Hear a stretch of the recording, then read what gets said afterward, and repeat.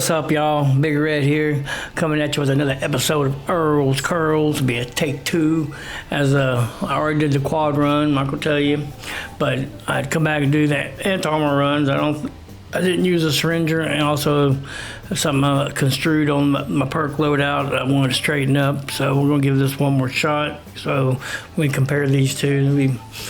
It'll be kind of equal. Still the same gun, 50% armor penetration, 50% critical damage, minus 25% action point cost, and we got 60% armor penetration. We got the armor piercing receiver, giving us that extra 60% armor penetration. Definitely highly recommended. Short light barrel, helping with our range and our accuracy. You see our range is only 90, so concentrated fire 3 is definitely essential. Fire rate's 100, it's got a really good fire rate. Capacity is 62, 18 short of what a quad fixture is. That's why I think the anti-armor can outperform the quad, because there's already so much in the clip, and that you don't run out of AP, and you can stay in stealth easier. But it is pretty accurate in VATs. AP cost is 5. We got the recoil compensated stock that helps with the AP cost. Large eject quick drum gives us 1 more in the AP cost than the medium, but we get more in the clip. We got reflex sight to help with AP cost, and the suppressor. Really fun weapon, really fun commando weapon. Blocker maxed out, 45% less damage from our melee attacks, definitely essential for the Wendigos and Earl. We got Chopper Pharmacy maxed out for our chems, gotta have some drugs and apocalypse to survive. We got our commandos maxed out to give us max damage.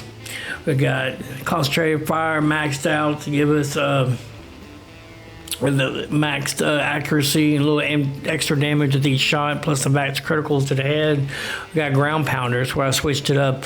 Thank you, Master Obi-Wan. Your tank killer is just a waste here because we cap out at 90%, and they changed it like about a year ago and made it additive to where anti-armor and the receiver is giving us a 90%. So you don't have to, if you got an anti-armor, the advantage is you don't have to put tank killer, freeze up 3 points, and you can put it in ground pounder, get a quick reload, better DPS. I think our reload's fast, so. We got Life Giver maxed out for 45% maximum health. Like I said, I'm not the end-all be-all, so thank you for Master Obi-Wan for being nice and polite about it and pointing that out, because sometimes I forget stuff. We got Ghoulish at 2, help the radiation. We're still going to lose health and radiation, but it'll give us some health back if our health's low, and we're near. And Earl has a ton of radiation. We're in a nuke zone with the mine. We got Fireproof for extra tankiness. We got Radical for carry weight. We got Revenant to get extra damage once we will revive ourselves. We got a Scout's Banner going. We got Field Surgeon, help us stim packs, help us keep us alive. Definitely essential for, it's stealth command, any type of commando, low health build in a boss fight, in my opinion. Tenderizer for more damage. First aid, another one you throw on there. Just stim packs, restore more health, especially in a boss fight.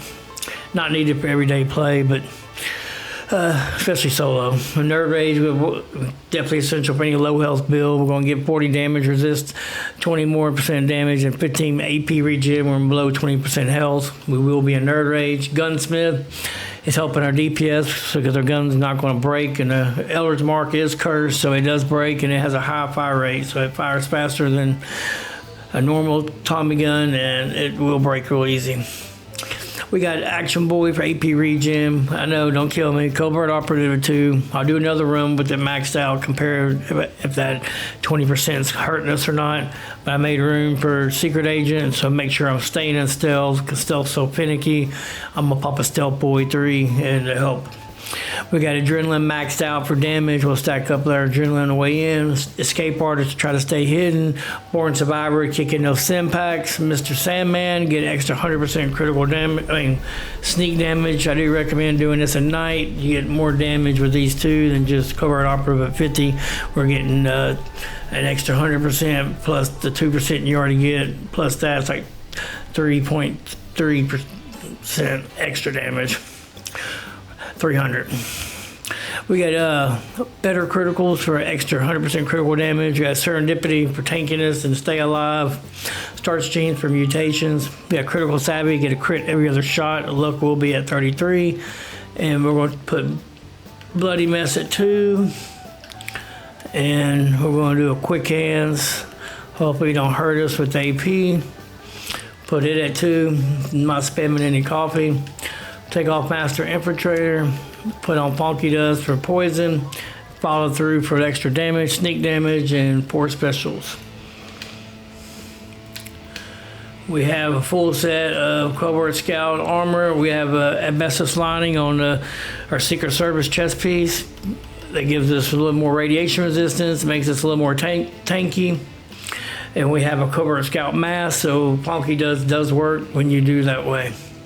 And like I said, it makes you a little more tanky and gives you some radiation resistance that you don't get with the Covert Scout, because Covert Scout doesn't give you a lot of radiation resistance. All right.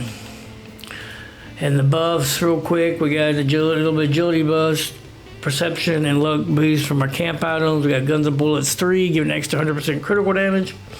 Bobblehead small guns giving us 20% ballistic damage. This is making up for strange numbers and not having our boost on mutations. Serums cancel some of our negative effects, mainly for carry weight. The Scully Skin is affecting our AP, so that is helping us a little bit. We got Company T for AP regen. We got the Infused Superflower Tea to get max AP plus 40, and the Steep Melon Blossom Chai getting another plus 4 to our agility. Those 2 right there add an extra 80. We got Blight Soup. Yeah, I'm using Blight Soup, get an extra 100% critical damage. And Soap Bean Soup giving us a little extra endurance. Those are the main ones kind of helping us in the fight. And the Murloc K is giving us some extra rad resistance. And I got a rad shield to help us with radiation. We are 500, so we're doing pretty good. Adrenaline, Bird Bones, Eagle Eyes, Egghead, Grounded, Herbivore, Herbidelli, Marsupial, Scully Skin, and Speed Demon are the mutations. All right, I got a Scouts banner going. Try not to talk too much. I don't want to take a chance there. It's kind of on the borderline. Probably going to take 2. Well, all right, it worked. I think they finally got this bug fixed. Thank God. All right, get ourselves back in Nerd Rage. Okay, I think we're there. Let's get our blow ply syringer. Sorry to repeat myself all the time, but people might be watching this don't know. We use the blowfly because there's 3 Wendigos, and it takes 6 targets and adrenaline to max out your adrenaline to get that extra 60% before you get into the mine, because you hit them with the blowfly syringer and they all form a blowfly, then you got 6 targets. What's up, guys? Hey, what is y'all's favorite Commando weapon? Have you played Commando yet? A lot of people start off on Commando. It really is one of the easier builds starting off as far as resources and cost to everything, but that's what I started off with. All right. I'll reload my gun. Let's do Ballistic Block, Liquid Courage, Overdrive, Stealth Boy,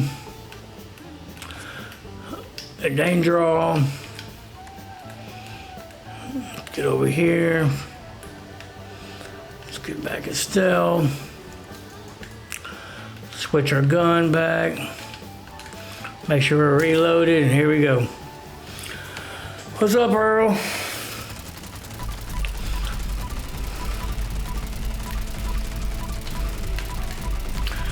What's up, Earl? Say hello to my Belder's Mark, Earl.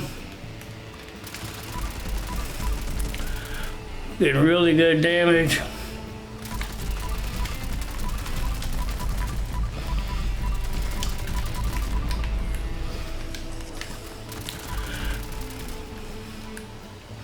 Just gotta do a little bit of talk and walk.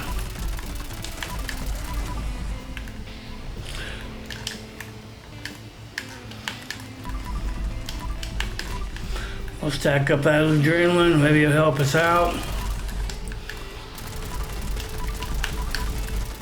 Come on, Earl. Don't be messing with me today, Earl. Don't be messing with me today, Earl.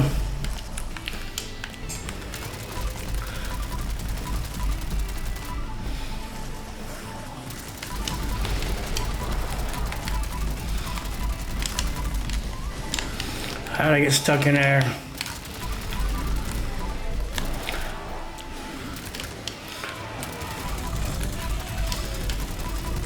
In danger. Not today, Earl. Not today, Earl. Not today, Earl. I think we did better this time. Hopefully, I feel like I could get it under 1:30. So easy to get the first 30 seconds. But then you can see the struggle, you know, trying to stay in still, constantly fighting, popping up, and trying to stay hidden. It's like everything went in our favor that day. Today, it feels like that way. It felt cleaner. All depends on these Wendigos start spawning, and you start trying to click in vats, and you want to keep a little bit of a distance on Earl.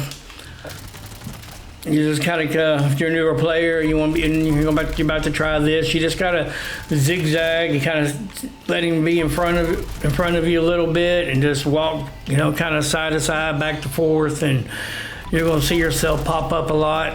You just gotta jump, do a lot of jumping, jump around, and as soon as you land, get back, press back down in your stealth. It kind of helps you hidden when you jump, and then press back down, kind of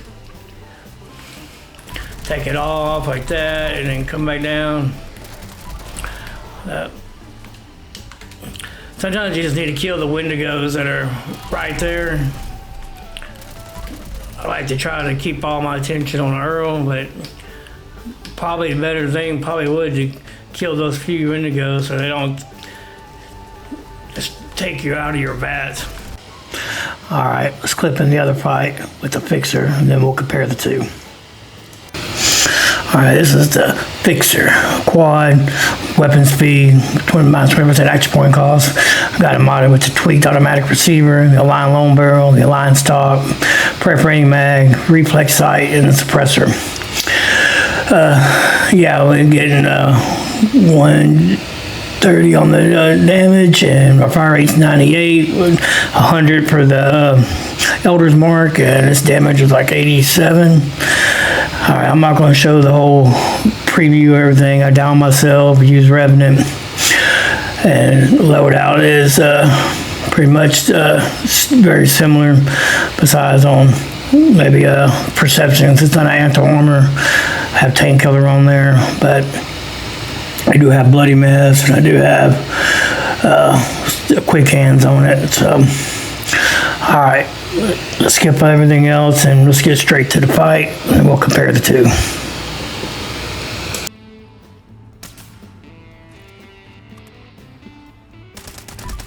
All right, let's see if we can stay in still.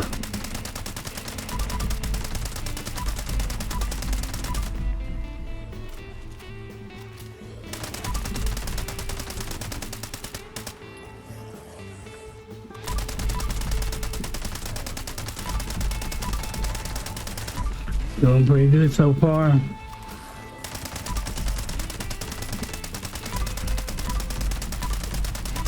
Hey, Mr. Earl, show him we can dance.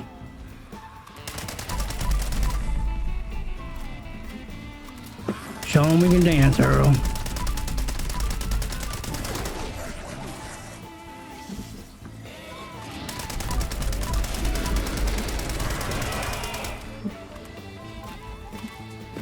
Come on, Earl.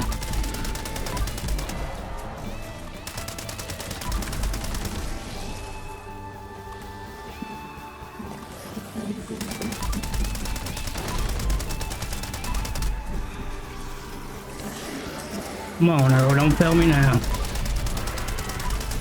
Dance with me, Earl. There you go, dance with me, Earl.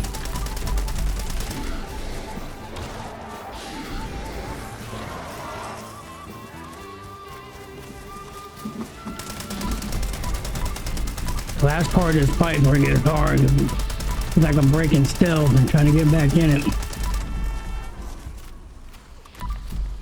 Now watch out. Me and Earl got to dance. I don't think it's a bad time. Like I said, trying to keep...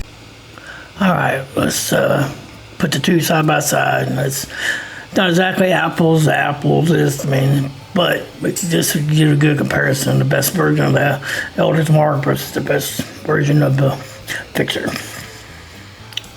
Alright, here we go. We got the Fixer on the bottom. We got the Elder's Mark Anti-Armor on the top. You can clearly see it's jumping out to a pretty good head. It's starting off. It just rips right into Earl. Then the quad Fixer does slowly but surely, with a few less reloads because it's got 18 more in its magazine versus the Elder's Mark. It's got 62, it's got 80. So there's a couple of extra reloads, does kind of catch things up. They both have about the same fire rate, 98 versus 100. But you get 90% armor penetration with the Elder's Mark, and with the Fixer, you get the 40 plus the Tank Killer. So, and that's not even exactly additive like that. It's probably like 60-something% armor penetration versus 90-something%. You got more on the damage card with the Fixer. You got almost like a 40-point difference on the damage card. And then also the Fixer, you do get a little extra stealth. Get the plus about 15% of stealth. So the Fixer definitely has a better range. But as you can see, the Elder's Mark, the anti-armor, it closes the gap. Some of it could be in the gameplay. That when you get down there to the end of the fight with the Wendigos and them trying to just stagger you, so there are some variables there. I will admit, but you can clearly see that Elder's Mark was outperforming the quad Fixer. With an Elder Mark, you almost have a quad Fixer. You only got 18 less. It's almost like you have a quad Fixer with the anti-armor, plus you got weapon speed, because it's the same with the regular Elder's Mark has the same weapon speed as a 25% weapon speed Fixer, plus you got critical damage. To me, it's just more versatile. You don't have to have the quad to have DPS. The anti-armor with critical damage with less action point cost is really the way to go. Still got more tests to do with some bloodies I have. We'll compare them all. I also got an anti-armor with weapon speed. We won't compare it. But you're getting the best of both worlds with the Elder's Mark. You're getting almost a quad. You're getting the anti-armor. You're getting the critical damage. You're getting the weapon speed. To my mind, it has outplaced the Fixer as stealth Commando king.